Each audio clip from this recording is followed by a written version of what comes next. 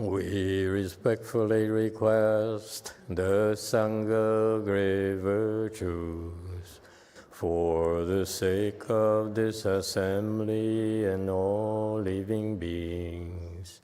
Please turn the wonderful Dharma wheel to teach and guide us how to end birth and death, leave suffering and attain bliss, and quickly realize non-birth.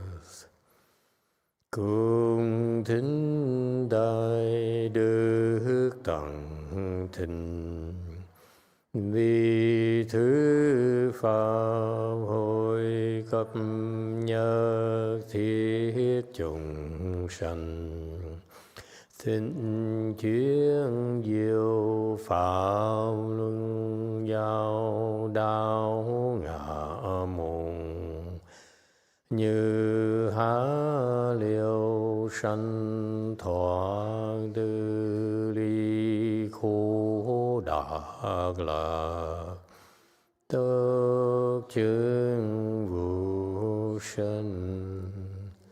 Homage to the Blessed, Noble, and Perfectly Enlightened One.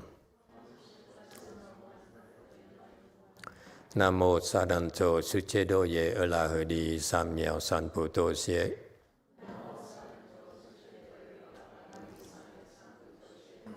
Nam mô Tát Đắc Tha Tu Già Đa Già A La Ha Đề Tam Miệu Tam Bồ Đà Tọa.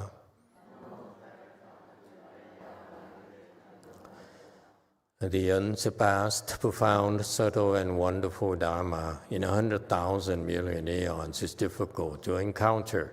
Now that I am able to see and hear, I will receive and maintain it. I vow to fathom the thus come one's true and actual principles. Wu shang sheng sheng wei miao fa bai qian Wan jie nan zao yu wo jin jie wen de shou qi yuan jie ru lai zhe shi yi. O Buddhas and Bodhisattvas, Great Master Ching Liang, Great Master Thichvinhhoausa, all good monks and nuns and all good knowing advisors are made of all. 诸佛菩萨、精良大士、师父、上人、各位出家人、各位善知识，弥陀佛。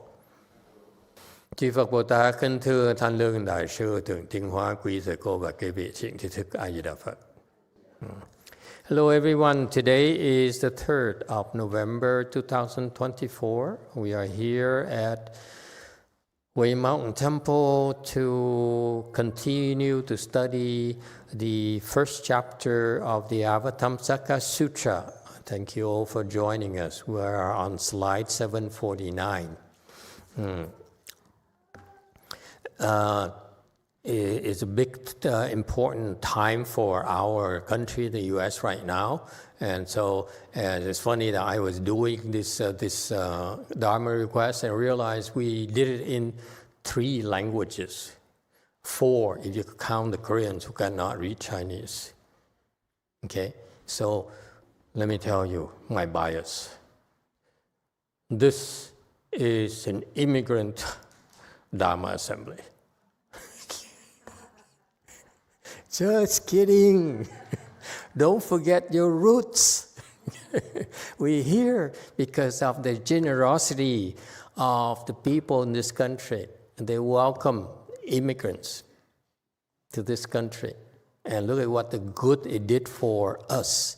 They welcome Master Thichvinhhoausa here. This is why we're studying. This is how we're studying the Avatamsaka Sutra. Okay? So anyway, vote, please, for immigration.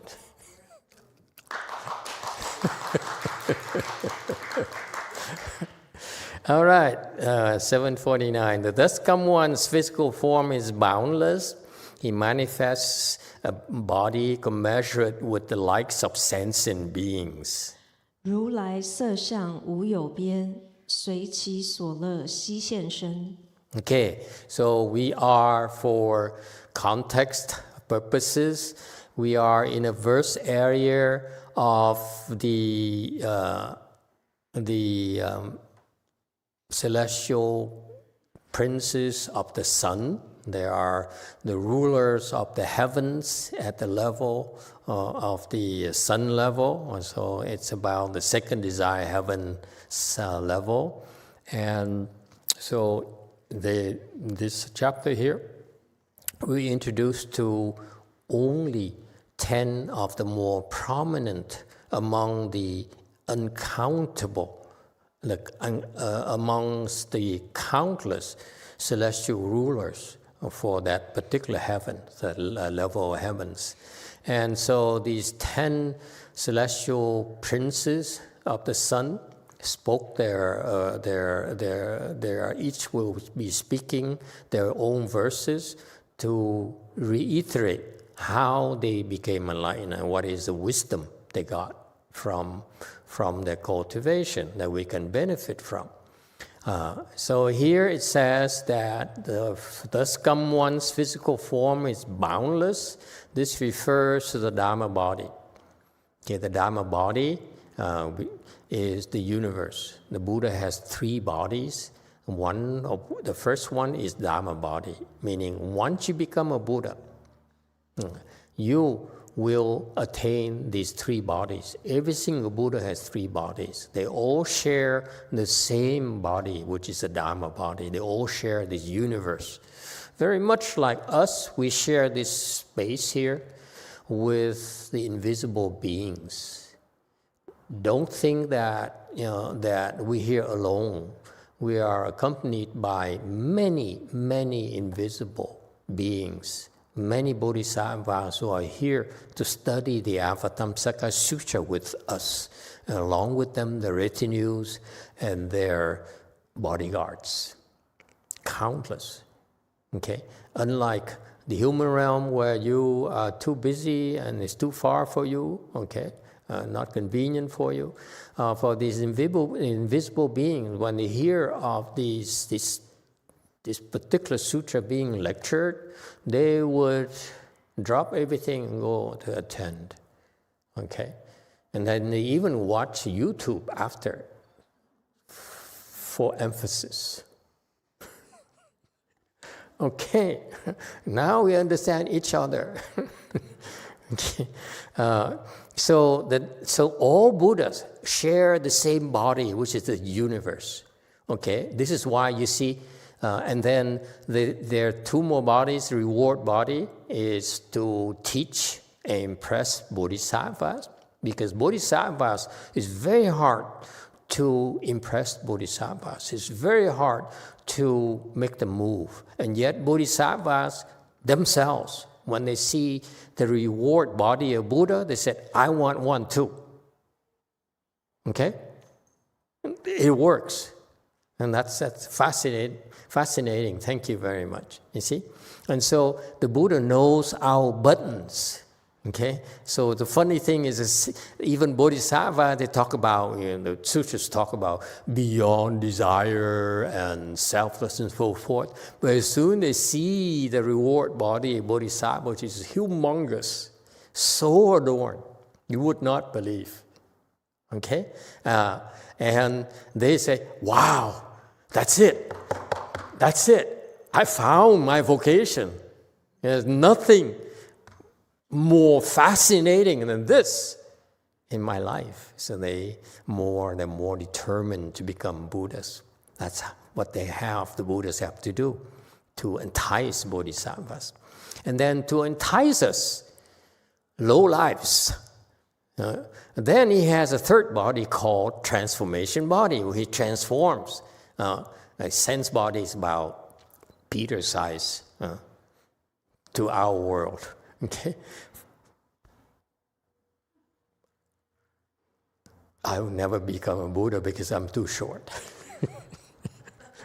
The real Buddhas, when Shakyamuni Buddha is even taller than Daniel. Yeah. Anyway, So it says here, in this slide, commentary slide 750, it says that the Dharma body actually has a physical form that is the entire universe. Isn't that interesting? So it means that we are part of his body. Is that clear? We're Buddhas too. Oh, she's a Buddha too. She's a Buddha. Look at her, red one. Is a Buddha too. Isn't it fascinating? And that's why Buddhas, unlike us, are never jealous of each other. Shakyamuni Buddha is not jealous of Amitabha Buddha. And Amitabha Buddha is not jealous of Medicine Master Buddha because Medicine Master Buddha is in a more important position next to Amitabha Buddha than he is.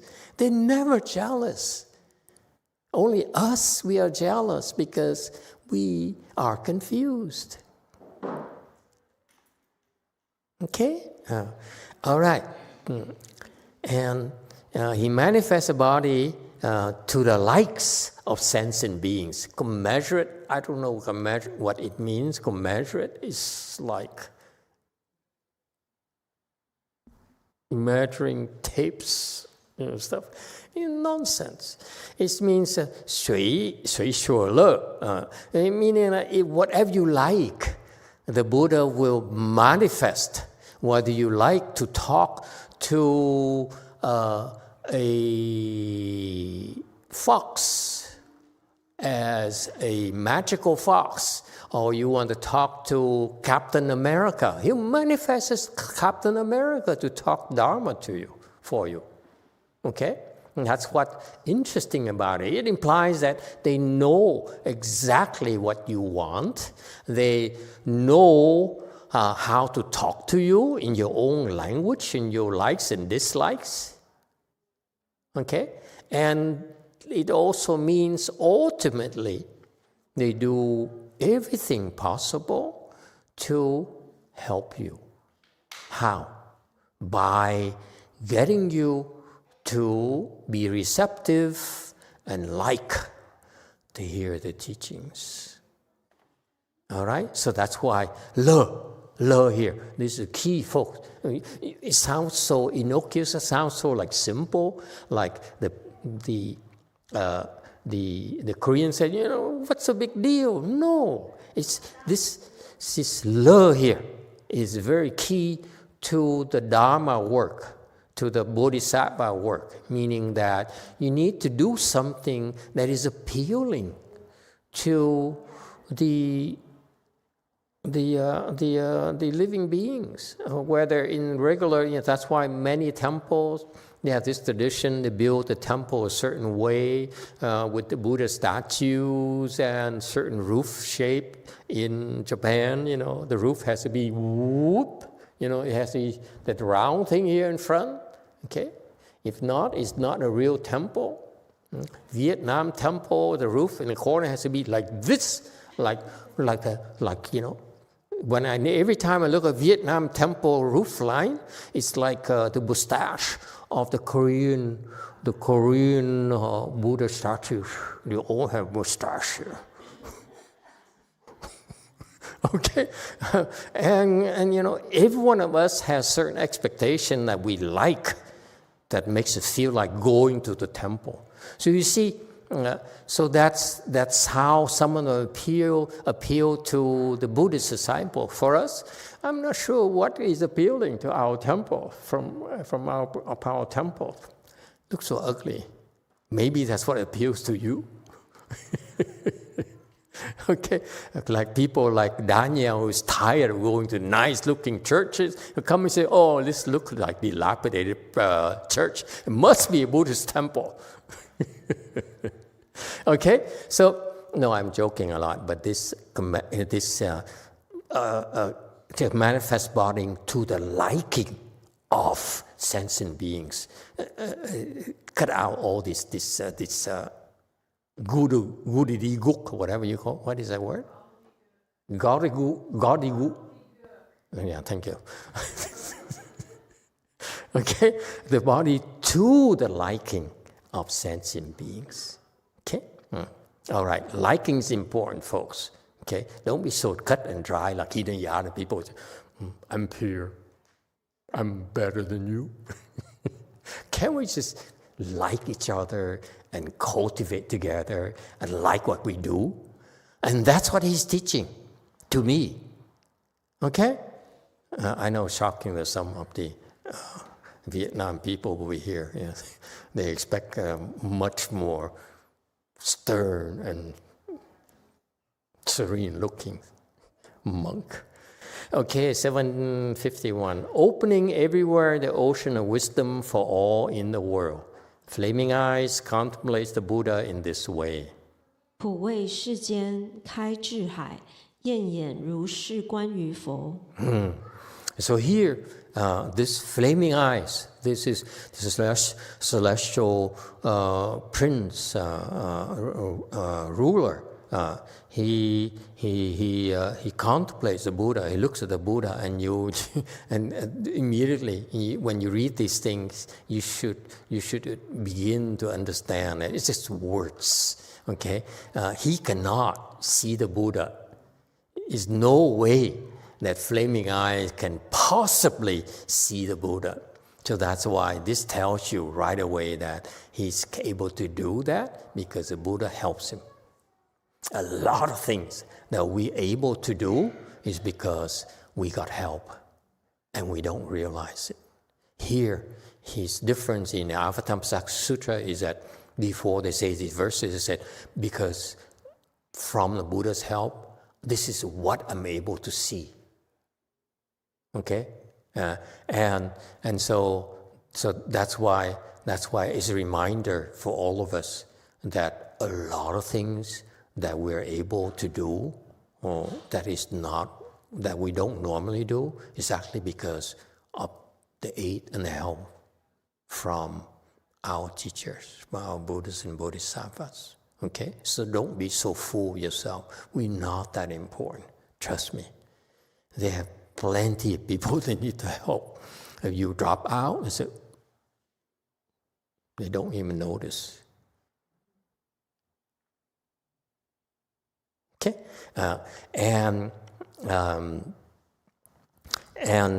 so the Buddha, when they manifest the various types of bodies, a lively body could be in the form of an animal, captive avenger, you name it. It's in order, okay, in order to open, to teach wisdom. And the wisdom of the Buddha is like the ocean. You cannot fathom his wisdom, and it's endless. Okay? You can learn and learn and learn, and you find it so interesting, so fascinating. As I get older and near my retirement, I find it so much more interesting now that I'm near retirement. Oh yeah, 20 more years, I'm done. Okay? So I'm more conscious of the limited time that's left, that I'm enjoying it more. I'm discovering new things. I shared with people this morning.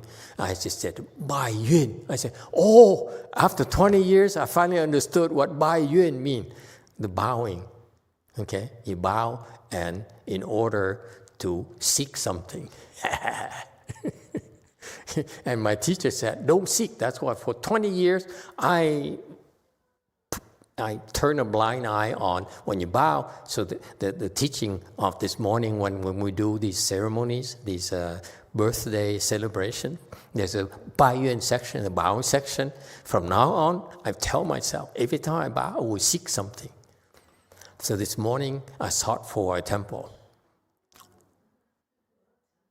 Yeah, go big, don't go small. Yeah, Medicine Master Buddha Temple. Make sense? Go big. And he says he doesn't have a temple yet. Okay, so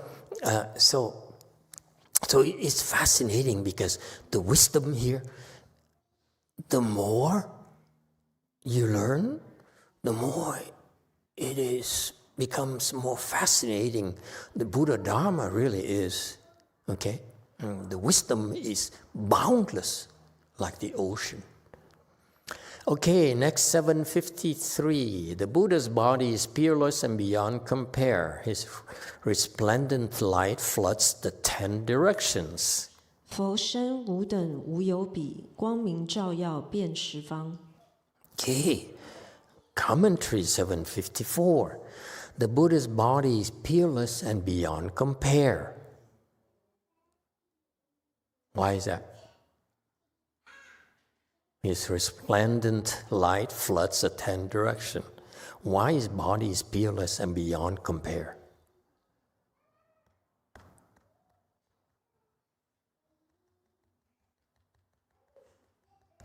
Yes, Andreas. Is this the flag I'm seeing here on your chest? And what's the black thing? Is the eagle? Yeah. Okay. Very good. Very appropriate. Good timing. Go America.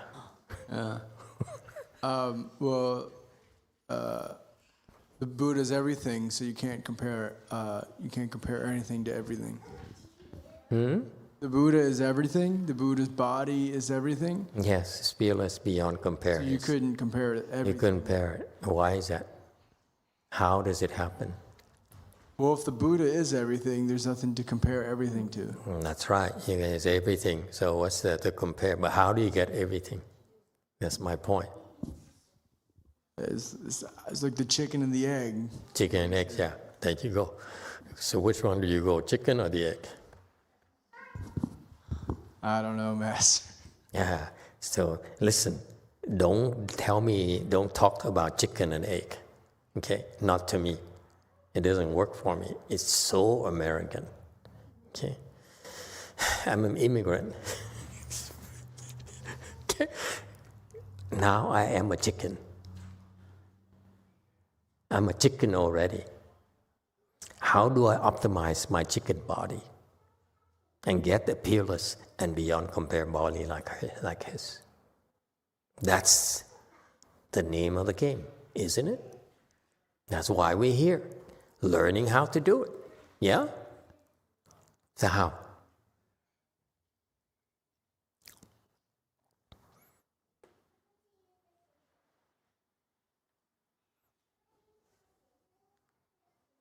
How? No one knows? Go forth.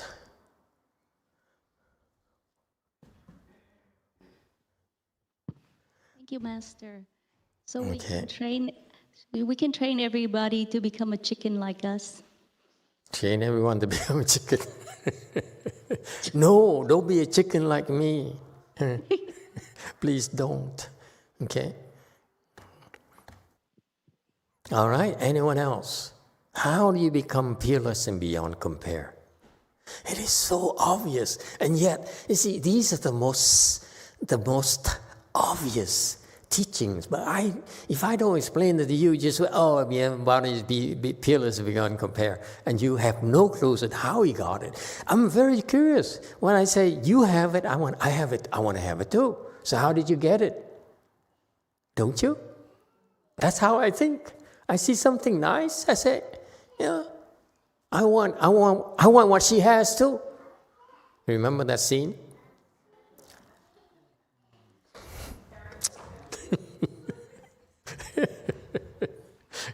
Naughty girl. MJ can tell you which movie it is offline. Hi, girls. Of course. There's two of them. The rest of them are innocent. Okay, so how do you get a peerless and beyond compare body? By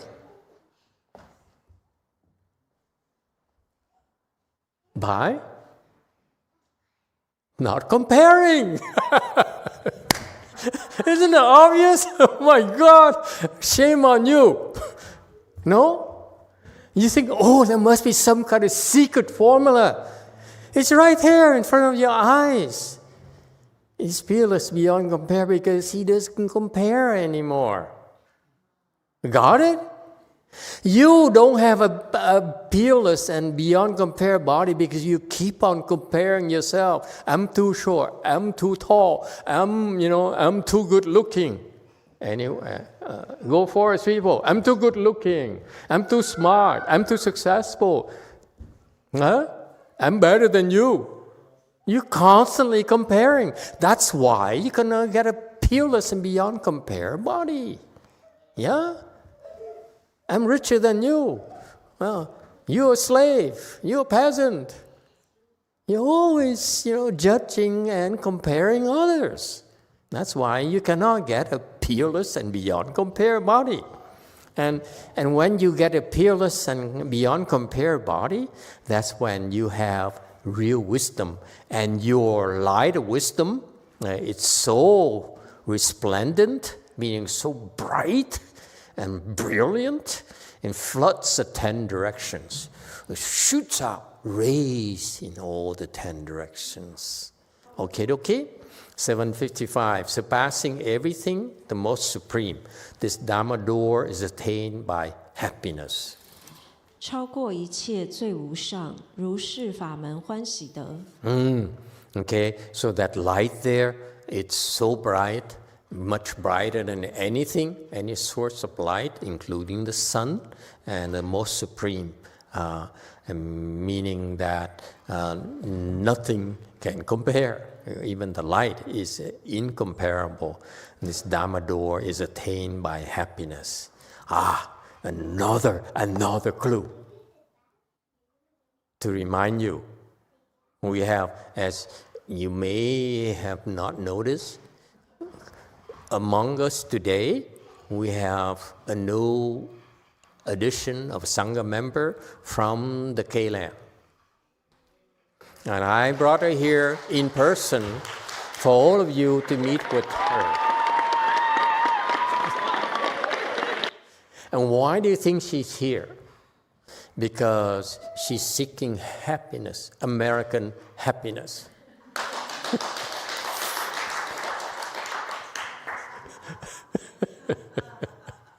Okay, seriously, in all seriousness, when you practice, this is a reminder, remember this celestial prince here is a Mahasattva. Okay? He's no ordinary person. He's not ordinary Bodhisattva.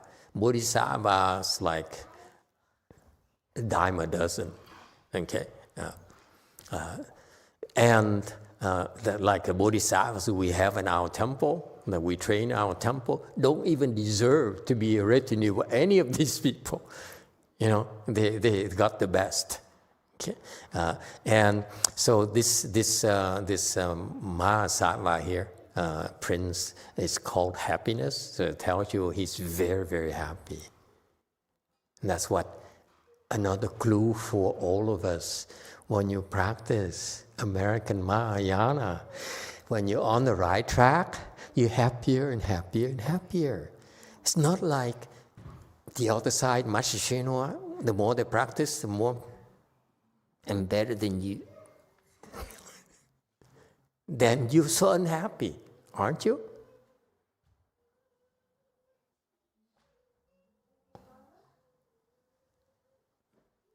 You're not satisfied. That's why you still think you're better than someone else. Because when you're so far ahead and say, oh, these poor peasants. You don't talk about better anymore. Okay? You're so happy already. Got that? So cultivation should make you happier. That's how you know you're on the right tracks. Okay, dokie?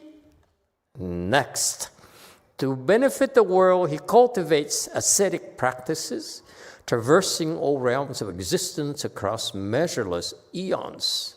为利世间修苦恨，往来诸有无量劫。Okay, 758. He says that all Buddhas, before they become a Buddha, they cultivate very, very hard, and they cultivate ascetic practices. Not just ascetic practices, but ascetic practices of Buddhas. This is what they're now saying. When we talk about ascetic practices, we're taught ascetic practices for us humans. Okie dokie? Humans, we have within the constraints of our human body and our blessings, we can only go so far. And if you overdo it, you break your body. I know that Jung here, I know I've been making fun of Jung the last few days, and he's probably feeling very bad right now. And I'm so inferior, Master has to make fun of me publicly. I cannot get any worse than this, okay? And even people online would know, okay? And Jung knows of some monks, very serious monks, and they're cultivate so hard, and they're a lot harder working than I am, than all of us, okay? And to the point where they even offer fingers to the Buddha. And what to me, what's most impressive when I heard him tell the stories, he knows that one monk does that, and then his two sidekicks also do that. So 3 of them, they do that. You know what they do? When I heard, I almost fainted. A good thing I wasn't driving. Good thing Hoon was driving. Hoon is a lay person in Korea. And so the way they offer the fingers is they wrap it in whatever, cotton or whatever, okay? And they add kerosene, okay? And then they burn it when it's still attached to your hand. You know how painful that is?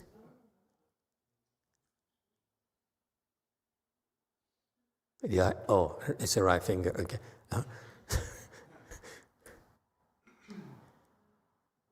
Just like a bodhisattva's.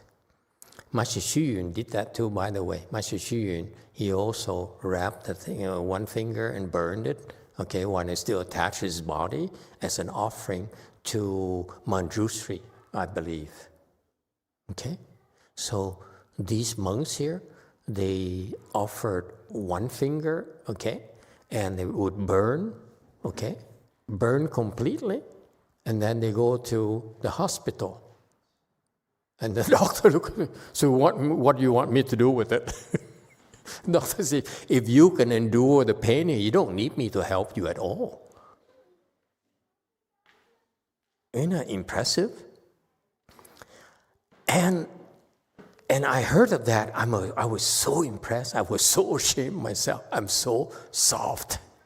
That's the first time in my life when I heard of it, seriously, that a Vietnamese monk would do that. I was so impressed, let me tell you. I would never dare do that. Never.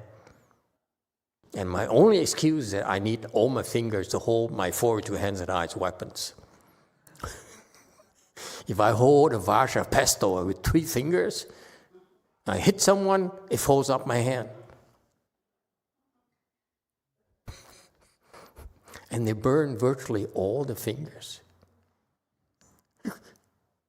And that's so impressive to me. So when these people learn about our full lotus, he said, is that all? They can sit there for 10 hours, 10 days, 10 years, and the pain doesn't bother them at all. So now will be our signals from now on. I'm telling you this story because I want to have an understanding with all of you. that in the future, if you complain that Master is too hard, Master is too mean, Master is such a, not nice person, just use polite terms.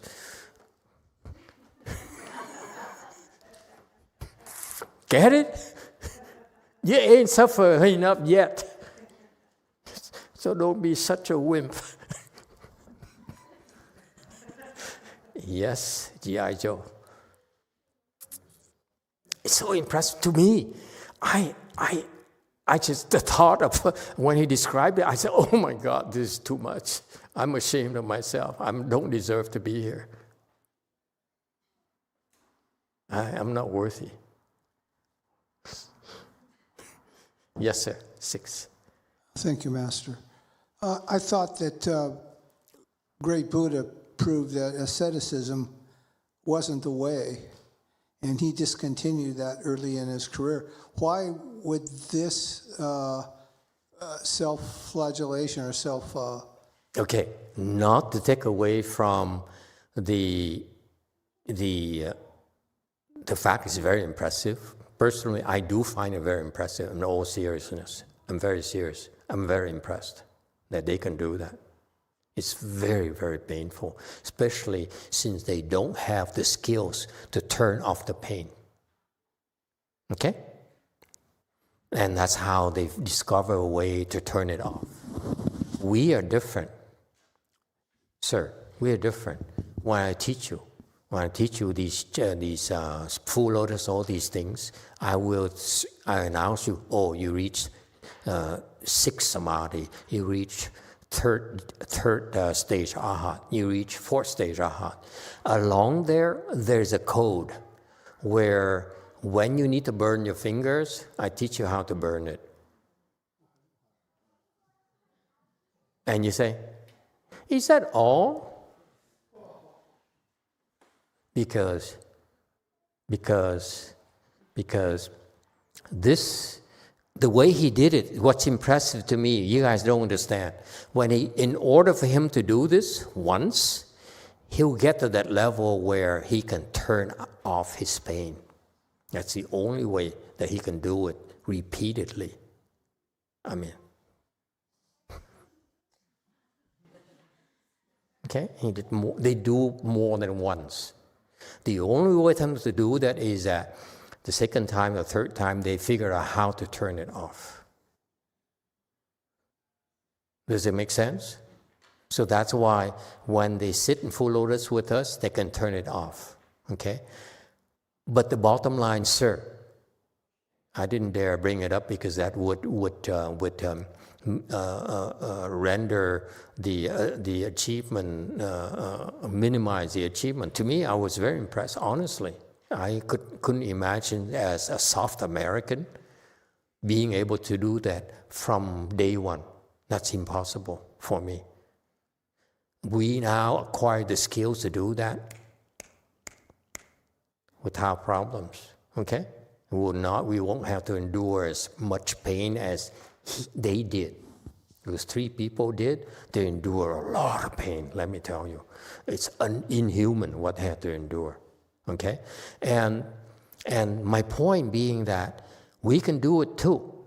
I mean, some of you can do it too. I refuse to do it because I need all my fingers for my weapons. But you feel free to test yourself, okay? Yeah. And you can do it because we are able to turn off the pain. It doesn't bother us at all. Okay? And so the bottom line being, yes, let me get to the bottom line after I get number 6 here. Thank you, Master. Sorry, I didn't mean to interrupt, but the concept that's being taught here, I am trying to understand, is by undergoing the suffering of burning their fingers, they are then alleviating suffering from others? That's what they tell themselves. Yeah, so... But it's a mental thing. It's like, I'm doing this to relieve suffering for you. But on your side, you say, I don't feel any relief. But that's how they motivate themselves. They said, the Buddha suffered, and she suffered, he suffered. Let me relieve some of the pain. So that's how they convince themselves, intellectually only. Okay? Does it really relieve any suffering? He can't relieve my suffering, let me tell you. When I suffer, I really, really, really suffer. What happened to Daniel? Daniel was all asleep and said, these Buddhists are so extreme. Look at him, see? Yeah. So they're cultivating their ability to, they're building their samadhi by going through this. They, without knowing it, unknowingly develop the samadhi because they have to deal with that extreme pain. It's inhuman, that humans cannot endure. So because of their help or their sincerity, I would not be surprised if the Bodhisattva kind of nudge them along so that they can, are able to endure it. And then some point in time, they all of a sudden say, that's how I can turn off the pain. This is why I don't teach any of you how to turn off the pain at all. Okay, but because the training is different. So these people, even though they don't have the Chan training that we do, okay, but they, because of these extreme practices, I don't call the ascetic practices, they're extreme practices. They are able to develop the samadhi to endure the pain, okay, but there's no wisdom. What we teach you here, for example, we lecture you on sutras and discuss things and answer your question. That's part of your wisdom development. It's not just sitting. It's not just burning fingers. It's a lot more going on. Okay? Mm-hmm. So trust me, we can do much better than them.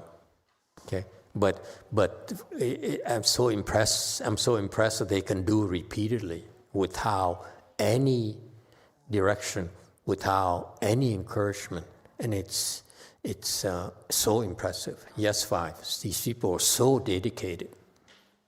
Thank you, Master. Diego has a question. Amitabha, Master, is it like what Jesus did? Supposedly, he suffered on the cross for us. Yeah, something like that, along that line. But ultimately, I didn't dare bring it up when I was in Korea.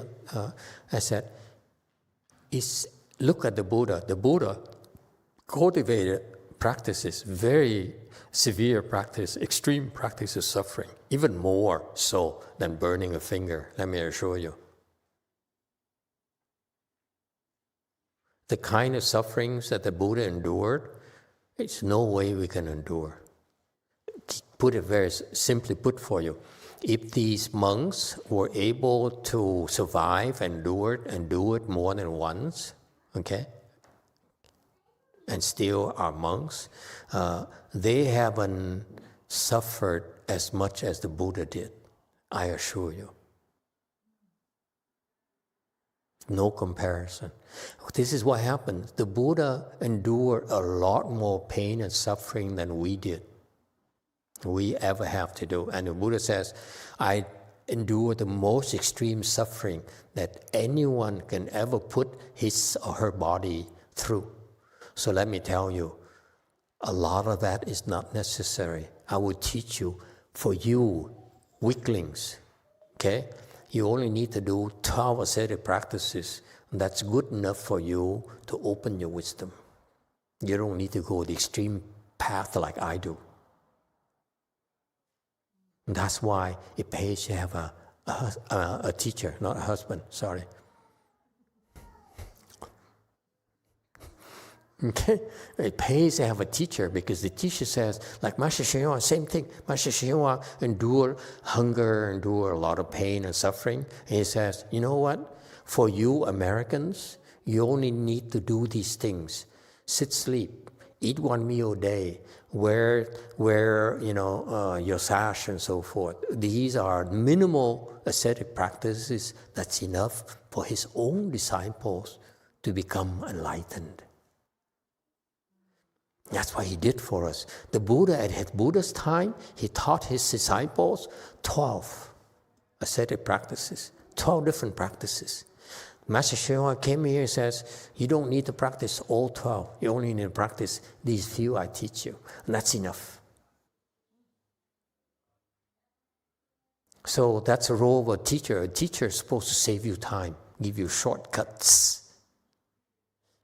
Meaning that a teacher has to suffer a lot more than you have to, so that he can discover shortcuts for you. Does it make sense? Anyone has any questions or comments?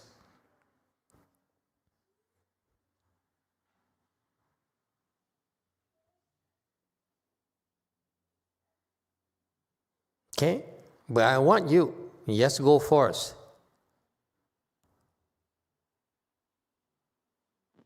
Hello, Master. Can you hear me? Yeah, we can hear you. Go ahead. I have a question about that I wanted to ask in the morning during the medicine master Yes. birthday.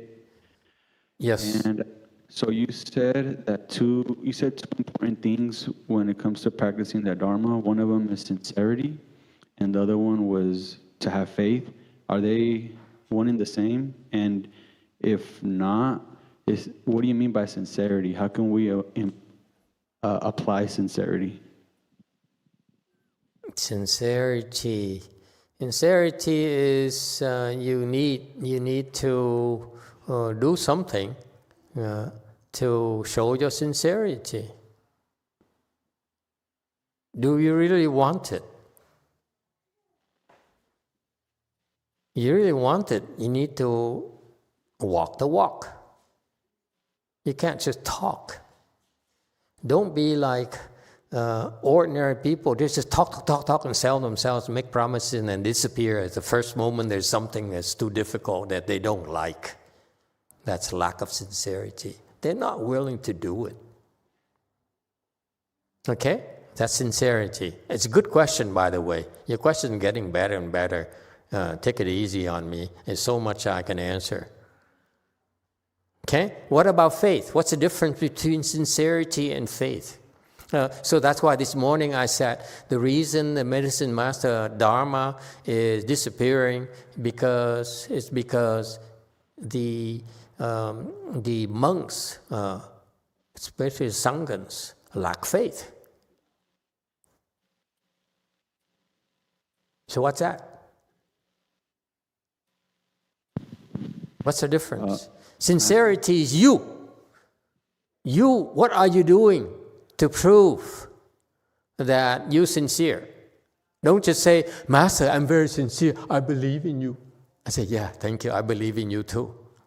Duh. Okay. So what are you doing? Sincerity requires action. You got to do something to show you're sincere. What about faith? The faith I was referring to is the faith of the monks and nuns. The medicine master Buddha Dharma is disappearing because the monks and nuns lack faith, like I lack faith.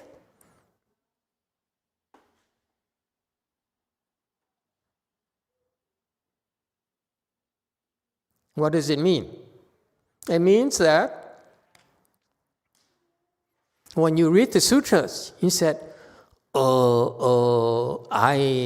12th vow, my first vow is that you all will, my vow number, whatever, is that your body will be free from illnesses and from diseases. When I become a Buddha, when you recite my name, your body will be free from illnesses and diseases. If not, I won't become a Buddha. And I, as a monk, I read and say, I don't know. Because you know what? I recite his name. I'm still sick. No faith. Because my point is that if you listen to that and deep down in your psyche, okay, you say, yeah, maybe. It's just like Daniel. He talks about, I believe in my God. But as soon as it's time for him to walk on that ark, because, in Valencia, there's a big flood that killed 210 people recently. And if they had an ark, those 210 people could have been saved.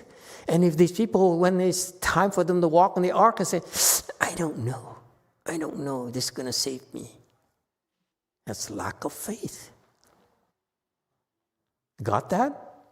If these are, the state of the Buddhas and Bodhisattva, Buddha Dharma is beyond our comprehension, beyond our imagination. If you don't have faith,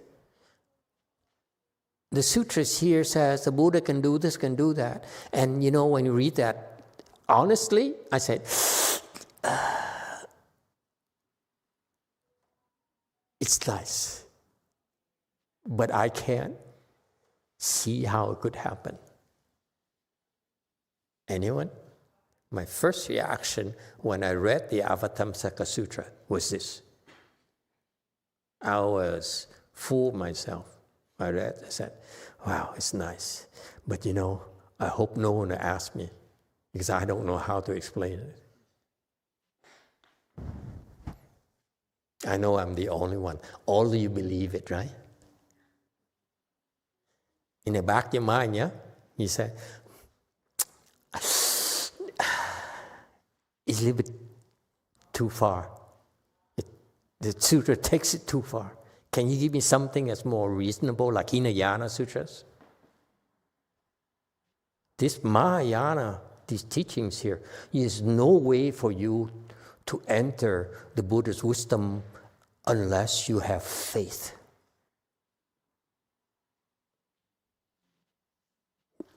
They said it already. I still didn't understand it. They said the Buddha Dharma is vast, the ocean. The only way to enter it is through faith. And so what does it mean? It means that if you have this much faith, you can enter this much. If you have more faith, enter deeper, deeper, and deeper, and deeper. So my faith, and the reason I'm here, is that my faith is deeper than yours. That's all. That's all it means. I'm sharing with you my deeper faith. Does it make sense? For me to tell you, I believe everything the Buddha tells you and explains to you here in the sutra is a lie. I don't understand. How can I possibly believe? I say, okay, let me say I will not believe. Okay? Yes, 6. Master, Jung really so happy that so after all, Master is so limited. I'm so right in not believing him. You damn right, Republican. Yes, 6. yes, Master, getting back to the subject of bearing suffering. Yeah.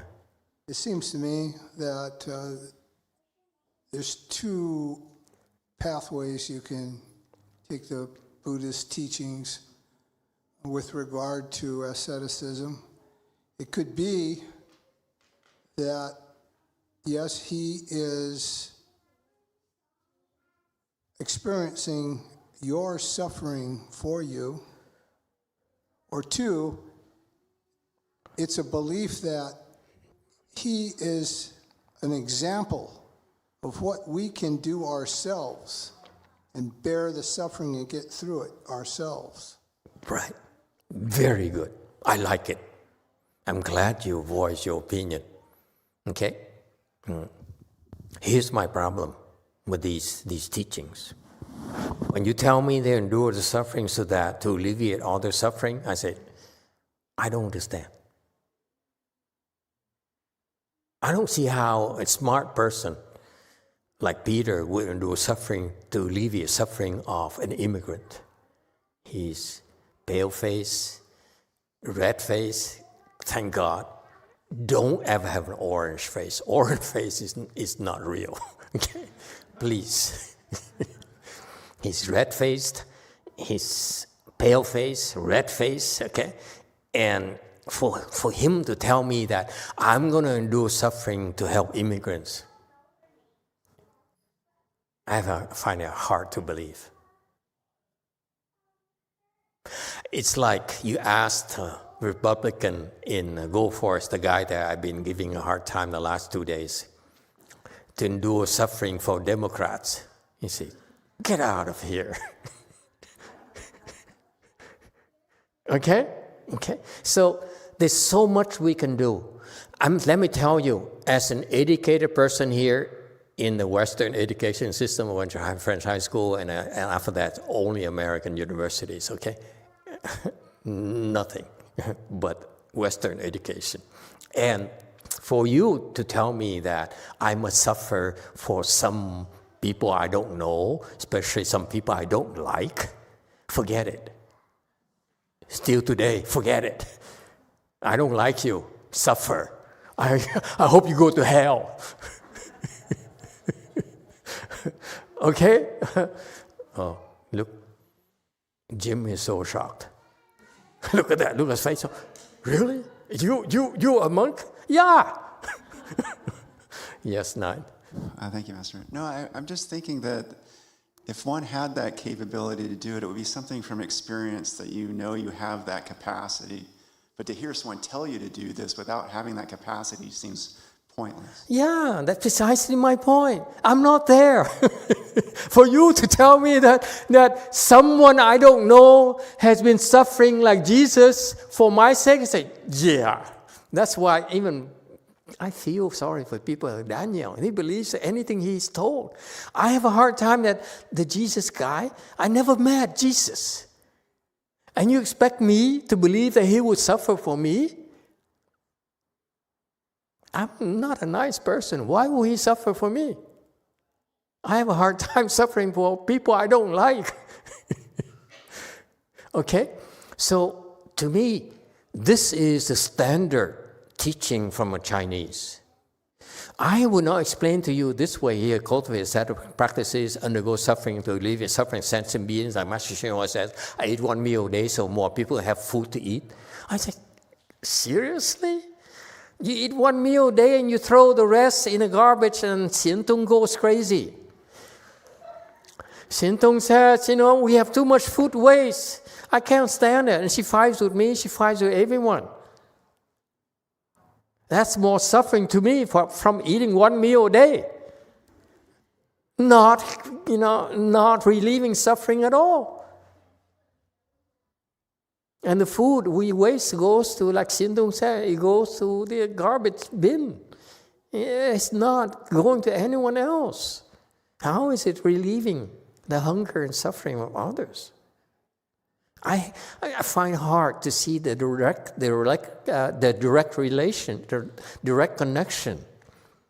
Okay? But let me explain to you. This is how I explain it for the people in the 21st century. People like you are too smart for the Chinese teachers. You cultivate ascetic practices in order, because that's one of the best ways to open your wisdom quicker, I assure you. These 12 ascetic practices are designed to help you open your wisdom so much faster. The more of these you practice, the quicker your wisdom will unfold. That's a secret, Buddhist secret. This is Buddha's wisdom. He says, I've done everything possible that a human being can possibly endure, and I pick these are the best ones for you from now until the end of the Buddha Dharma. This is all you have to do. If you are very good, you do 12. You're not as good, do 11, 10. And now, at our times, Master Hsien pick about a handful. That's all we need. And that's wisdom. Because you do that, it's not to alleviate the suffering sentient beings. That's baloney. That's too Chinese to me. Okay, I find it hard to believe. You do it because it's so much more efficient for you to open your wisdom. When you open your wisdom, that's when you know how to help and benefit the world. Not like alleviate suffering of sentient beings. That's too Buddhist. A person like me have a hard time accepting that concept. So you suffer and you claim to help me, to help my family? I don't see any direct relationship. It's very hard for me to accept it. Okay? So what are we talking about? Faith. Like going back to the original question. You have to be smart about faith. You cannot believe blindly. Yeah, look at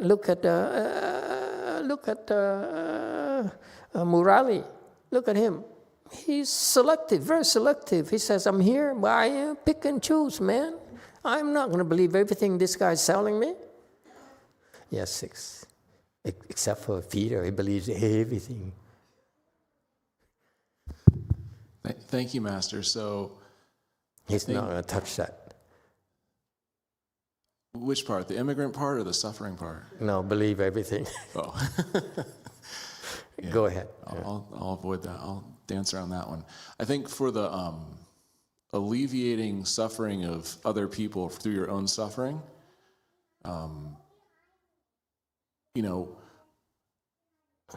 when I was growing up and I was raised Christian, I would think about how Jesus died for our sins, like the typical talking point, like they would say.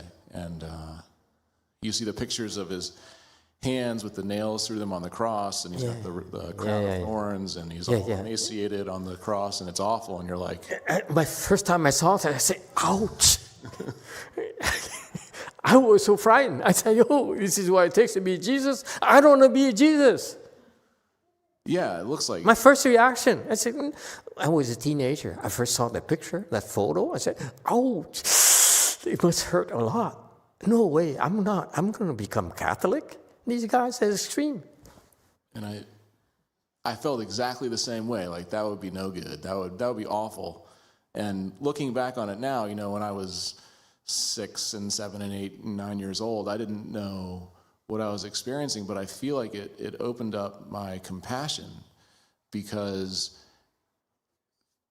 imagining the pain that he was suffering for me made me feel pain and made me open up my heart to him. And I think when I was feeling that compassion, it did alleviate some of my suffering. It's a good thing he's here. It sounds like he should have been at a church, He suffered for me. I have a hard time believing he suffered for me. I don't see any direct correlation between his suffering and my suffering, honestly. Well, and I would take the same concept, and I feel the same way of when you describe the monks who burn their fingers.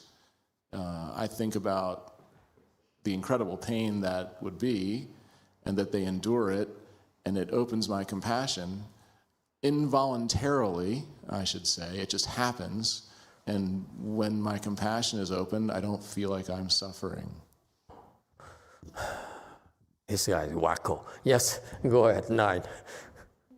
Thank you, Master. This is an interesting conversation, because I also grew up Catholic, and I was pretty troubled by the whole crucifixion. But the thing I kept seeing portrayed in the movies, and also I guess it's mentioned in the Bible, when he was on the cross and he was being tortured, he makes this statement where he says, "Forgive them, Father, for they know not what they do." And that, for some reason, stuck with me, because I kept thinking, what is this knowledge or wisdom that he's talking about, that he can make that with such confidence? Like, I felt there was some kind of wisdom that was unknown to the rest of us, and that's something that always stuck with me personally. No, I was a lot more radical than you. I said, I don't believe it. Why would he suffer for me? And I don't see how his being nailed in this thing here is going to help my pain and suffering. I was severely depressed, by the way. Seeing that didn't help me at all. Yes, Catholic.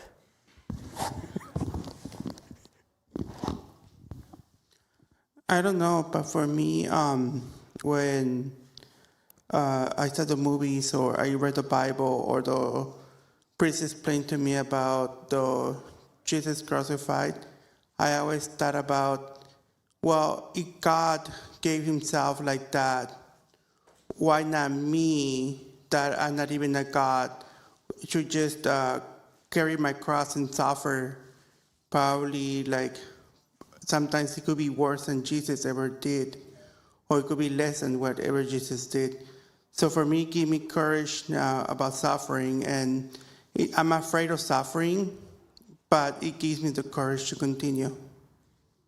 Yes, I hear you, and I know that it worked for some of you, where you believe that, yes, it helps me relieve my suffering by his going through these extreme pain and suffering. It helps a lot of people, I agree. And this is why the Chinese still explain it as these Buddhas and Bodhisattvas undergo a lot of suffering to relieve our suffering. It's true. It is true, ultimately. But for me in the 21st century, I find it hard to make the connection between their suffering and relieving my suffering. And it causes problems for people like me, who says, I don't know how to rationalize that. Okay? For the Christians, the Catholics, and Hindus, and externalists believe it because they heard it before, and they believe it again. For me, I have a hard time accepting it because it's not rational. It's not based on facts. Okay? So I struggle with that. So I chose not to go into it. That's why when I explain this to you, and let me tell you that the sutra itself is extremely precise, people, to benefit the world. It's never, and the Chinese, like Master Xuanhua and all his predecessors, chose to explain it as to undergo suffering themselves so as to alleviate suffering of sentient beings. Let me tell you, for all this time, I find it hard to make the connection or explain it to people who are educated in the West because they demand proof. And so this is kind of can of worms I try to avoid. So that's why, absolutely. You have no pressure. I went to Korea, I sat up here, and 170 people, and they're looking for every single, they watch every single what is that? Twitch I have my eyes. You're under intense light, and they can't be happy enough that when you make a mistake,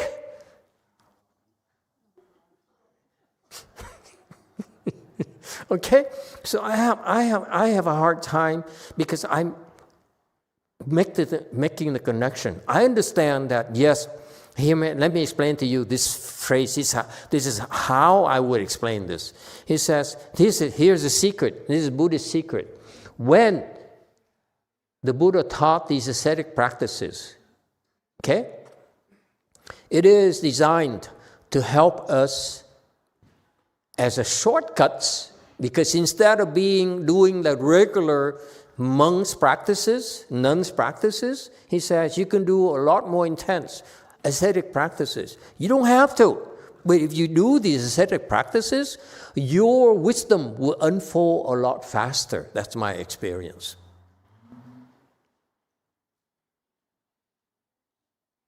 And when you open your wisdom faster, then you can benefit more people. You can benefit the world.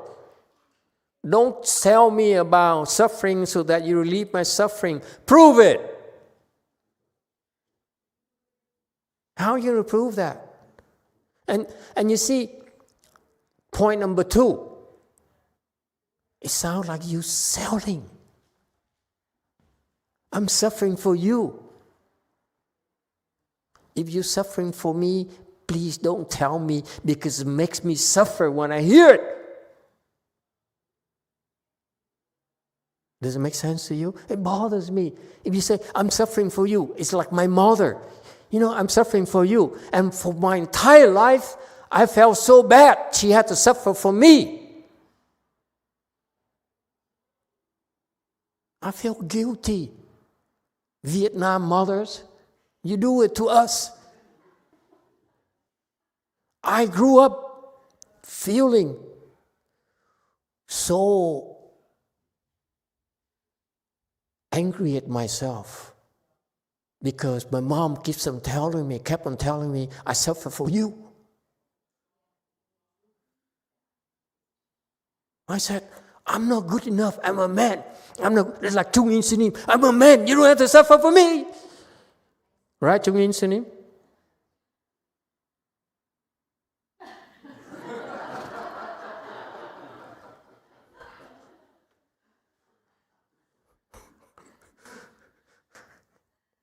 I struggle, let me tell you. It really bothered me as a teenager. My mother used to tell me that, I suffer so much for you, and this is how your father treats me, and so forth. And I said, let me go become a soldier so that I can make money, and I'm not a burden to you, and so forth. I don't want you to suffer for me.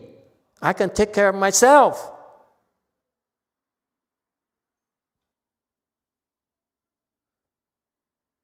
That's how I renounced my Vietnam heritage. I'm French and then American. Now I'm back to Vietnam again because I have Vietnam disciples. You see the problem? It works for the Asians, but I find it hard to connect with this kind of language. It is true. To benefit the world, that's how you cultivate ascetic practices. That's all you need to know. You do it, then you know why. Okay? But to explain it, because I go suffering to alleviate suffering in the world, there's too Asians. I don't talk like that. You know that? For the last 19 years of speaking Dharma, I never said I suffered on your behalf because thanks to my mother. You should all be grateful to her. I didn't try to make you feel guilty. Yes. 6. Thank you, Master. But I really do appreciate you diving into it today because your commentary fills the gap that isn't on the screen right now. I think when you say willing to undergo suffering themselves to unlock their wisdom, which will help them to alleviate suffering of sentient beings. Yeah. That's the subject. You need to have wisdom to alleviate suffering. You cannot say, I suffer because I want to help alleviate your suffering. To me, it's baloney. Because my mom suffered and she didn't alleviate my suffering. She made me suffer more because I felt guilty. As a teenager, I felt very guilty. Let me tell you, I love my mom. No one knows it. Yeah, because, infamously, when Darth Vader is leering over Obi-Wan, and Obi-Wan says, if you strike me down now, I will become more powerful than you can possibly imagine. He's going to get Jedi wisdom, and then he can help all the Jedi. That's right. That's what's happening here. That's right. One finger at a time.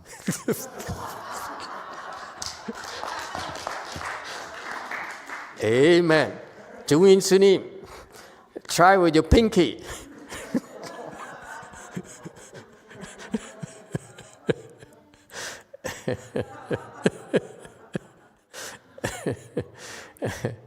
it's true. All these teachings are true. But, if you try to say it to me, I said, no. You don't talk to me. You can't make me feel guilty. Okay? You sound like Jesus. Yes. Catholic's girlfriend. Hello, Master. Regarding relieving suffering, it just dawned on me that I would like to share a little real relieving suffering story. I think that people cultivate at this temple over time has that power, because yesterday, I forgot when, but it was yesterday during one of the Dharma talk, or maybe Saturday talk, I was really suffering from the beginning of the talk. For whatever reason, I was just suffering, cry, really, really painful. Tiếng Việt nói khó chịu quá. The lady sitting next to me, I think she's been with you cultivating for a few years. She saw me suffering. So I was suffering for like 20, 30 minutes like that. And then she took my hand and she just held it and she gave me the energy. I don't know what happened. So apparently she's now strong enough to do that. So in a few minutes, my suffering was gone. Wow. I was... What's her name? Totally okay. Yeah. What's her name? Is she here today? She's downstairs, I think. She's downstairs? Yeah. You have a phone? Vietnam lady.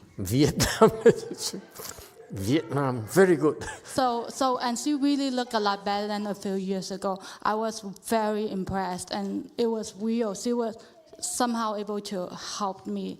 And then for the next half hour after that, I was totally okay. I was smiling. I was able to sit straight. And then I was able to talk to another person who might be not feeling too good in the temple. So if it wasn't for that, I wouldn't even be able to talk to another person. Yeah. So thank you very much, Master. Yeah. No, I didn't do anything. Don't thank me, please. Now I feel guilty.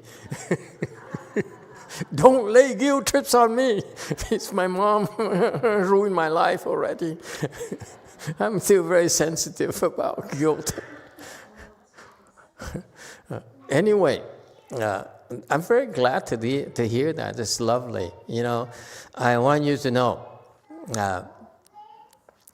that because of my hard childhood, from the way my mom raised me and then my master trained me, I'm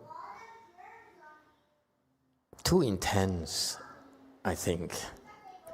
And so I have a tendency to push people a lot, especially in the Slough Mountain Temple. I was very bitter for a while. I was very angry because of the things that were done to me in such a vicious way, especially from my own master's disciples. Okay, it's no justification for it. And in particular, what's amazing about it is that I knew Master Hsuan was behind it. And yet, what's amazing to me, because as his disciple, he could have said, hey, cut it out. This is nonsense. You're left home people. You're not supposed to do these things. You do this, you're destroying my Dharma.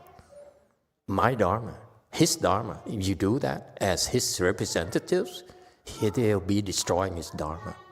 And then he said nothing. So I knew he's behind it.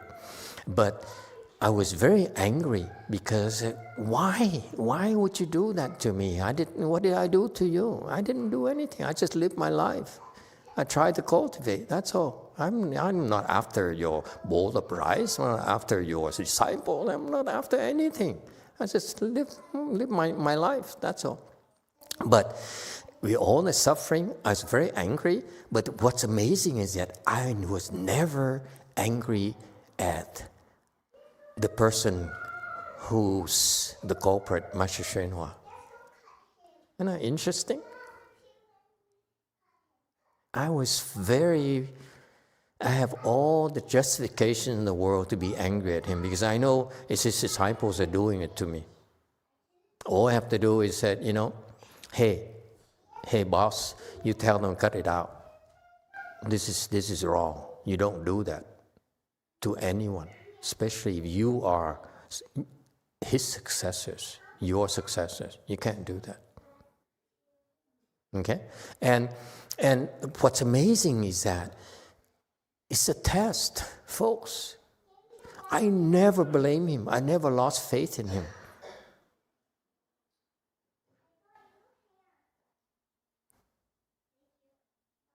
If you do stupid things to hurt yourself, it's your problem. It's not Master Shenhua's problems. I was stupid. I said, they are your disciples.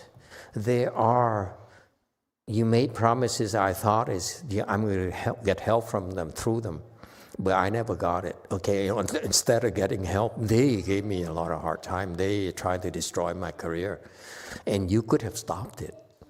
See, I was thinking like an ordinary person. I said, they are your disciples, okay? All you have to do is say, hey, this is not true. How could you possibly be my successor and try to destroy someone's life?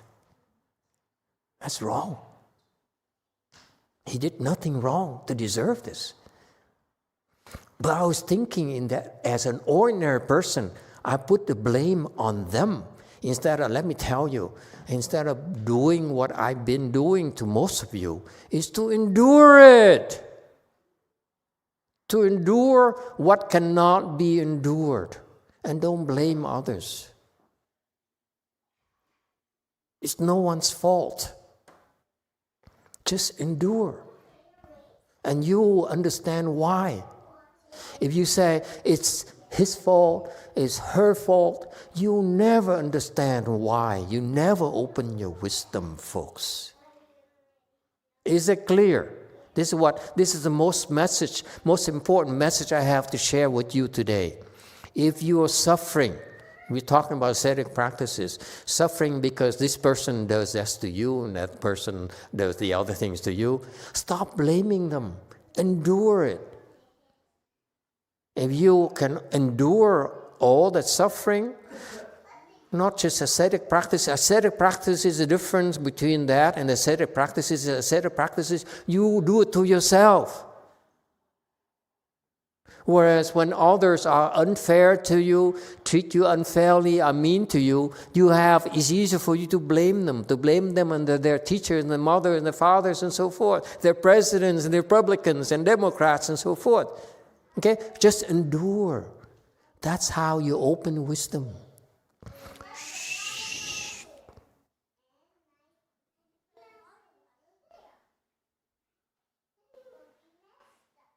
It's no one's fault.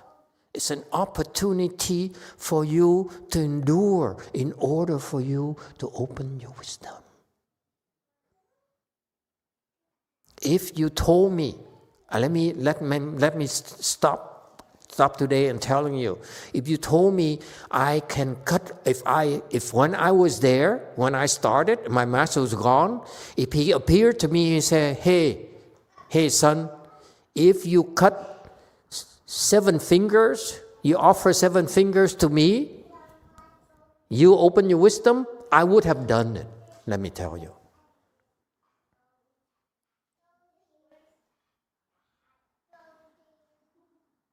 I was that crazy. I said, I'm going to have one goal, make it. It's a do or die for me, that's it. It's no backing out. If he said, you give me your, 5 fingers, give me 1 hand, I would have done it without thinking. But he gave me something better. He says, much better.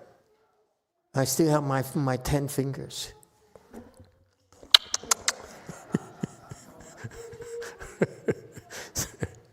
Okay?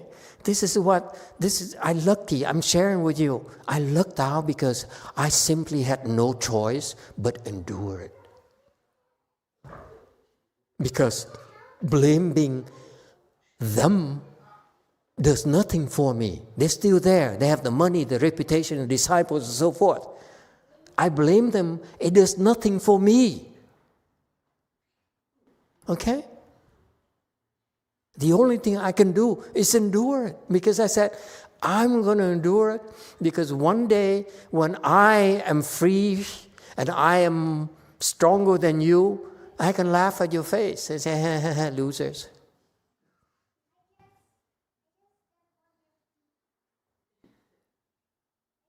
You see the power of enduring it? Huh? Stop blaming your wife, men.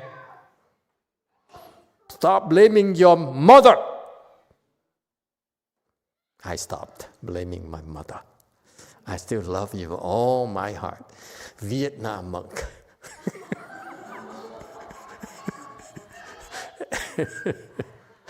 Thank you, everyone. We stop here today. Vote, okay? Vote for immigrants.